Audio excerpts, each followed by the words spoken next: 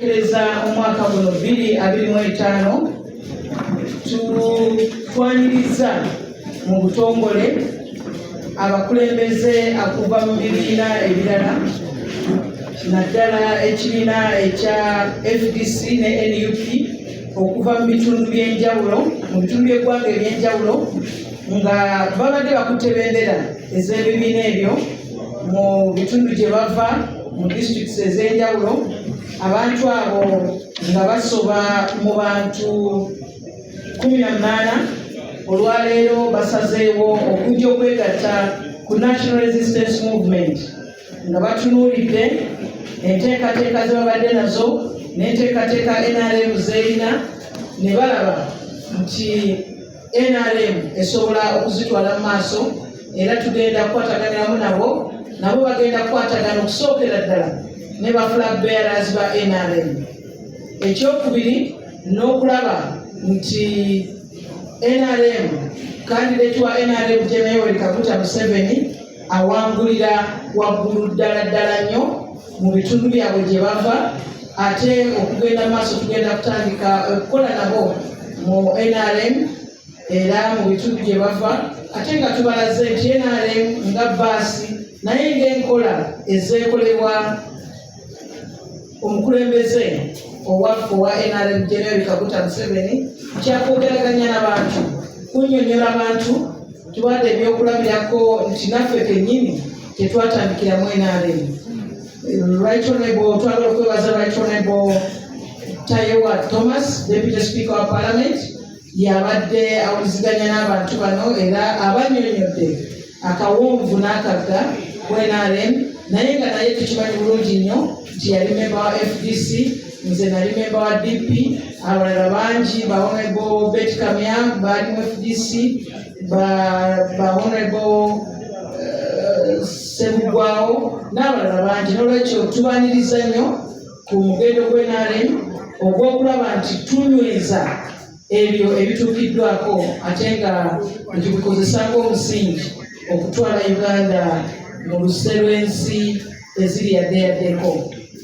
Honorable, olyayinza ogamba temuba emu ku nsonga abantu bano bo bennyini kye boogera tosobola kugula muntu, ekyo kimu. Ekyokubiri, naffe kennyini abaava mu bibiina mwe twali ne tuddamu NRM teri yatugula. Ekyokusatu, kuba kusalawo kwa muntu era nabo kye bakoze, teri muntu NRM gwegenda kugula kubanga tolina ssente zogenda kusasula, kuba senga NRM yali yakugula obukadde n'obukadde bw'aba members be tulina ab'NRM kyandibadde tekisoboka. Naye bwe kibanga owa-NRM okujoyininga oba okwegatta ku kibiina ekirala aba taguliddwa. Lwaki omuntu alowooza nti okuva mu kibiina ekirala okuliramu NRM oba ogulibwa bugulibwa? Mu luzungu tukiyita conviction, na muntu kwesalirawo decision making. Buli lunaku omuntu asalawo kyalaba ekitwala eggwanga oba n'ekitundu kye mu maaso. N'olwekyo teri muntu agulibwa, ekirala teri muntu akakibwa. Abantu bano bo bennyininyini batuta obudde ne boogera n'abakulembeze baffe. Ekirala era ekikulu ennyo nti ffe NRM ng'akabonero kaffe bwe kali ka baasi, bwe tuyingira mu baasi ffenna tubeera ku ddala lyerimu, ffenna tulina obuvunaanyizibwa bwe bumu, ffenna tulina emikisa gyegimu, ffenna tulina emirimu gyegimu gye tuba tulina okukola, okusingira ddala nga tusinziira mu nnyingo ennya ideology ya NRM kwe yeesigamye ey'okwagala eggwanga lyaffe. Tugenda kuba abantu bano buli omu nga tumukwasa ssemateeka y'NRM, nga tumukwasa manifesto y'NRM, nga tumukwasa n'ebiwandiiko ebirala by'NRM, naye nga tugenda kutambula nabo okuva olwaleero paka nga 15 nga tumaze akalulu, ate n'okugenda mu maaso tube nga tuteeka mu nkola manifesto ey'okunyweza ebituukiddwako 2026-2031.